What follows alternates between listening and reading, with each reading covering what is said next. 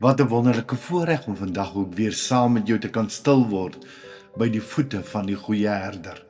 Ons dink so 'n bietjie verder saam rondom Psalm 23 vandag.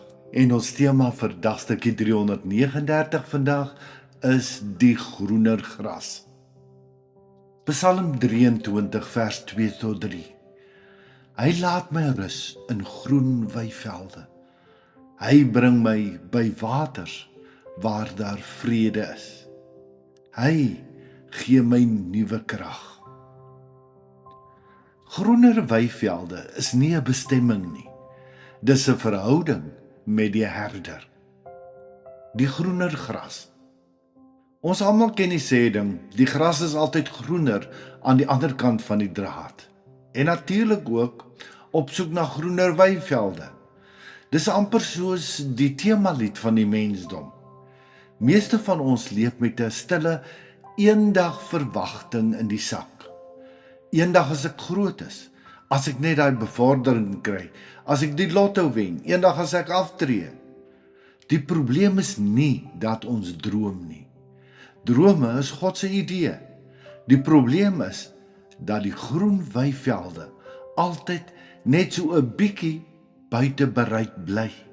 Soos 'n geel wortel voor 'n donkie. Dit bly net altyd so een hap weg. As jy mense vra hoe lyk die groener gras, dan raak dit so bietjie vaag. Dan klink dit amper soos 'n Instagram fantasie. Sonder rekeningstate, spanning of pyn, alles gaan net goed. Die meeste van die tyd heeltemal uit lyn met die realiteit van die lewe. Geen slaggate nie, geen droë seisoene nie, net sonskyn en sukses. En dan kom Psalm 23 en bars ons droombabbels so sagkens maar ferm oop. Hy laat my rus in groen weivelde. Hy lei my na waters waar daar vrede is. Hy verkoop my siel. Let mooi op. God jaag ons nie na groen weivelde toe nie. Hy lei ons na 'n plek van rus. Dis nie 'n eindbestemming na uitbranding nie. Dis 'n rusplek nou. God se groen weivelde lyk anders as wat ons dink. Dis nie noodwendig meer geld of ander dinge nie. Dis genoeg vir nou. Ons manna vir vandag. Nie altyd minder probleme nie, maar meer vrede binne in die probleem. Nie lewe sonder spanning nie, maar 'n siel wat kan asemhaal midde in die chaos. Sy groen gras groei nie aan die ander kant van die draad nie. Dit groei waar die herder is. Ons probleem is dat ons dink groen beteken altyd meer. God sê groen beteken verkoop. Hy herstel jou siel. Hy bring jou terug na jouself. Terug na wie jy regtig is in hom. Dis hoekom hy jou lei na waters waar daar rus is. Nie bruisende strome wat jou meesleer nie, maar stille waters waar jy kan drink. Prakties beteken dit, soms sê God, stop. Rus is nie lei nie, dis gehoorsaamheid. Soms sê hy, bly.